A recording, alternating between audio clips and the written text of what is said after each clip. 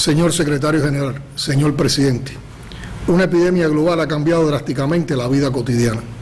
De un día para otro se contagian millones y mueren miles de personas cuya esperanza de vida era superior gracias al desarrollo.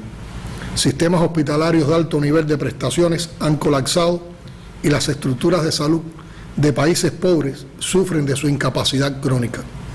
Drásticas cuarentenas convierten en virtuales páramos a las ciudades más populosas. La vida social no existe fuera de las redes digitales.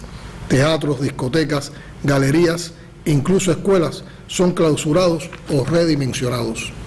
Nuestras fronteras se han cerrado, nuestras economías se contraen, nuestras reservas se agotan.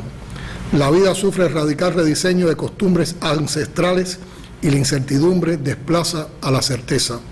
Hasta los mejores amigos se desconocen bajo las mascarillas que nos salvan del contagio. Todo cambia. Tanto como la solución a la pandemia, urge ya la democratización de esta indispensable organización para que responda de manera efectiva a las necesidades y aspiraciones de todos los pueblos. El anhelado derecho a la humanidad a vivir en paz y seguridad, con justicia y libertad, base de la unión de las naciones, es constantemente amenazado. Más de 1,9 billones de dólares se dilapidan hoy en una insensata carrera armamentista sustentada en la política agresiva y guerrerista del imperio, cuyo máximo exponente es el actual gobierno de Estados Unidos, responsable del 38% del gasto militar global. Hablamos de un régimen marcadamente agresivo y moralmente corrupto, que desprecia y ataca el multilateralismo, emplea el chantaje financiero en su relación con las agencias del sistema de Naciones Unidas y con una prepotencia nunca antes vista se retira de la Organización Mundial de la Salud, del UNESCO y del Consejo de Derechos Humanos. Paradójicamente, el país que aloja la sede de la ONU también se aparta de tratados internacionales fundamentales como el Acuerdo de París sobre Cambio Climático, repudia el consensuado acuerdo nuclear con Irán, impulsa guerras comerciales, pone fin a su compromiso con instrumentos internacionales de control en la esfera del desarme, militariza el ciberespacio, multiplica la coerción y las sanciones unilaterales contra aquellos que no se plieguen a sus designios y patrocina el derrocamiento por la fuerza de gobiernos soberanos mediante métodos de guerra no convencional. En esa línea de comportamiento, divorciada de los viejos principios de la coexistencia pacífica y del respeto al derecho ajeno a la autodeterminación como garante de la paz, el gobierno presidido por Donald Trump además manipula con fines subversivos la cooperación en el ámbito de la democracia y los derechos humanos, mientras en su propio territorio proliferan prácticamente sin control las expresiones de odio, racismo, brutalidad policial y las irregularidades del sistema electoral y el derecho al voto de los ciudadanos. Urge reformar las Naciones Unidas. Esta poderosa organización que emergió del millonario costo de vidas de 2 guerras mundiales y como resultado de la comprensión universal de la importancia del diálogo, la negociación, la cooperación y la legalidad internacional, no puede demorar más su actualización y su democratización. El mundo actual necesita tanto de la ONU como aquel en el cual nació. Algo muy especial y profundo ha fallado cuando se asiste de modo cotidiano y permanente a la violación de los principios de la Carta de la ONU y cuando es cada vez más frecuente el uso o amenaza del uso de la fuerza en las relaciones internacionales. No hay modo de sostener por más tiempo como algo natural e inamovible un orden internacional desigual, injusto y antidemocrático, que antepone el egoísmo a la solidaridad y los intereses mezquinos de una minoría poderosa a las legítimas aspiraciones de millones de personas. A pesar de las insatisfacciones y las demandas de transformación que junto a otros estados y a millones de ciudadanos del mundo pedimos a las Naciones Unidas, la Revolución Cubana defenderá siempre la existencia del organismo al que debemos el poco pero imprescindible multilateralismo que sobrevive a la prepotencia imperial. Más de una vez, ante este mismo foro, Cuba ha reiterado su voluntad de cooperar con la democratización de la ONU y con la defensa de la cooperación internacional que solo ella puede salvar. Como dijo el primer secretario del Partido Comunista de Cuba, general de ejército Raúl Castro Ruz, y cito: podrá contar siempre la comunidad internacional con la sincera voz de Cuba frente a la injusticia, la desigualdad, el subdesarrollo, la discriminación y la manipulación, y por el establecimiento de un orden internacional más justo y equitativo en cuyo centro se ubique realmente el ser humano, su dignidad y bienestar. Fin de la cita. Señor presidente, retomando la gravedad del momento actual que muchos atribuyen únicamente a la pandemia de la COVID-19, considero fundamental advertir que su impacto rebasa con creces el ámbito sanitario. Por sus nefastas secuelas, la impresionante cantidad de muertes, el daño a la economía mundial y el deterioro de los niveles de desarrollo social, la expansión de la epidemia en los últimos meses angustia y desespera a líderes y ciudadanos de prácticamente todas las naciones. Pero la crisis multidimensional que ha desatado demuestra claramente el profundo error de las políticas deshumanizadas impuestas a ultranzas por la dictadura del mercado. Hoy somos dolorosos testigos del desastre al que ha conducido al mundo el sistema irracional e insostenible de producción y consumo del capitalismo, décadas de un injusto orden internacional y de aplicación de un crudo y desenfrenado neoliberalismo que ha agravado las desigualdades y sacrificado el derecho al desarrollo de los pueblos. A diferencia del excluyente neoliberalismo que separa y desecha a millones de seres humanos, condenándolos a sobrevivir con las obras del banquete del 1% más rico, el virus de la COVID-19 no discrimina entre unos y otros, pero sus devastadores impactos económicos y sociales serán letales entre los más vulnerables, los de menos ingresos, los mismos en el mundo subdesarrollado que en los bolsones de pobreza de las grandes urbes industrializadas. Según proyecciones de la Organización de las Naciones Unidas para la Alimentación y la Agricultura, FAO, a los 690 millones de personas que pasaban hambre en 2019, podrían sumarse 130 millones como consecuencia de la recesión económica causada por la pandemia. Estudios de la Organización Internacional del Trabajo afirman que se han perdido más de 305 millones de empleos y que más de 1.600 millones de trabajadores ven amenazados sus medios de subsistencia. No podemos enfrentar la COVID-19, el hambre, el desempleo y la creciente desigualdad económica y social entre individuos y entre países como fenómenos independientes. Urge implementar políticas integrales en las que el ser humano sea la prioridad y no las ganancias económicas o las ventajas políticas. Sería criminal dejar para mañana decisiones de ayer y de hoy. Es un imperativo impulsar la solidaridad y la cooperación internacional para amortiguar el golpe. Solo las Naciones Unidas, con su membresía universal, tiene la autoridad y el alcance necesarios para retomar la justa pelea por eliminar la impagable deuda externa que, agravada por los efectos socioeconómicos de la pandemia, atenta contra la sobrevivencia de los pueblos del sur. Señor presidente, la aparición del SARS-CoV-2 y los primeros indicios de que amenazaba con provocar una pandemia no tomaron a Cuba desprevenida. Con la experiencia de décadas de enfrentamiento a epidemias terribles, algunas de ellas deliberadamente introducidas como parte de la guerra permanente contra nuestro proyecto político, se pusieron en práctica de manera inmediata un grupo de medidas sustentadas en nuestras capacidades y fortalezas fundamentales. Un Estado socialista organizado, responsable de velar por la salud de sus ciudadanos, con capital humano altamente calificado y una sociedad con elevado grado de participación popular en la adopción de decisiones y en la solución de sus problemas.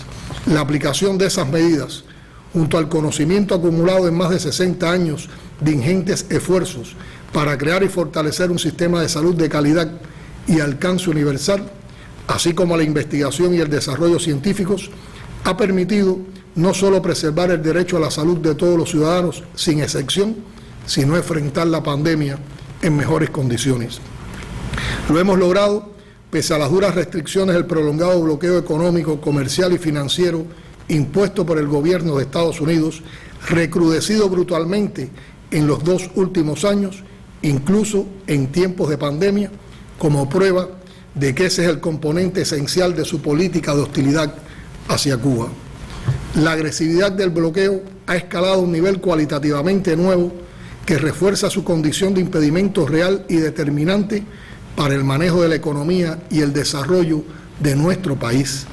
El gobierno estadounidense ha intensificado especialmente la persecución de las transacciones financieras de Cuba y desde 2019 adopta medidas violatorias del derecho internacional para privar al pueblo cubano de la posibilidad de adquirir el combustible que requiere en su quehacer cotidiano y para su desarrollo. Con el fin de dañar y demonizar la revolución cubana y a otros que califica como adversarios, Estados Unidos publica listas espurias carentes de legitimidad con las que se arroga el derecho de imponer al mundo medidas coercitivas unilaterales y calificaciones infundadas. No pasa una semana sin que ese gobierno emita declaraciones contra Cuba o imponga nuevas restricciones. Sin embargo, resulta paradójico que haya rehusado a calificar como terrorista el ataque perpetrado contra la Embajada de Cuba en Washington el 30 de abril de 2020, cuando un individuo armado con un fusil de asalto disparó más de 30 cartuchos contra la sede diplomática y confesó después su intención de matar. Denunciamos la doble moral del gobierno estadounidense en la lucha contra el terrorismo y exigimos que se condene públicamente este brutal ataque. Reclamamos que cesen la hostilidad y la campaña difamatoria contra la labor altruista de la Cooperación Médica Internacional de Cuba, que con elevado prestigio y resultados verificables ha contribuido a salvar cientos de vidas y a reducir el impacto de la enfermedad en diversas latitudes. Personalidades internacionales y organizaciones sociales de notable prestigio han reconocido la labor humanista desplegada por la Brigada Internacional Médica especializada en situaciones de desastre y graves epidemias, Henry Riff, abogando por que le sea concedido el Premio Nobel de la Paz. Mientras, el gobierno de Estados Unidos ignora el llamado a unar esfuerzos en el combate a la pandemia y se retira de la OMS. Cuba, en respuesta a solicitudes recibidas y guiadas por la profunda vocación solidaria y humanista de su pueblo, refuerza su cooperación con el envío de más de 3.700 colaboradores organizados en 46 brigadas médicas a 39 países y territorios afectados por la COVID-19. En este sentido, condenamos el chantaje gangsteril con que Estados Unidos ha presionado a la Organización Panamericana de la Salud con el propósito de utilizar ese organismo regional como instrumento de su enfermiza agresión contra nuestro país. Siempre la fuerza de la verdad echará por tierra las mentiras y la historia colocará a los hechos y a los protagonistas en su lugar. El ejemplo de Cuba prevalecerá.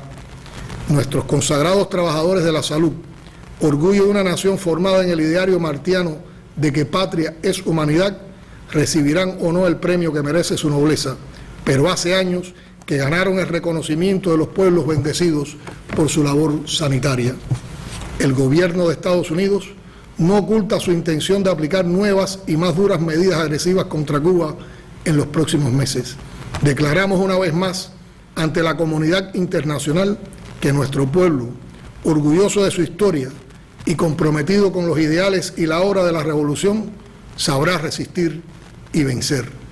Señor presidente, las pretensiones de imponer la dominación neocolonial a nuestra América, declarando públicamente la vigencia de la doctrina Monroe, contravienen la proclama de América Latina y el Caribe como zona de paz.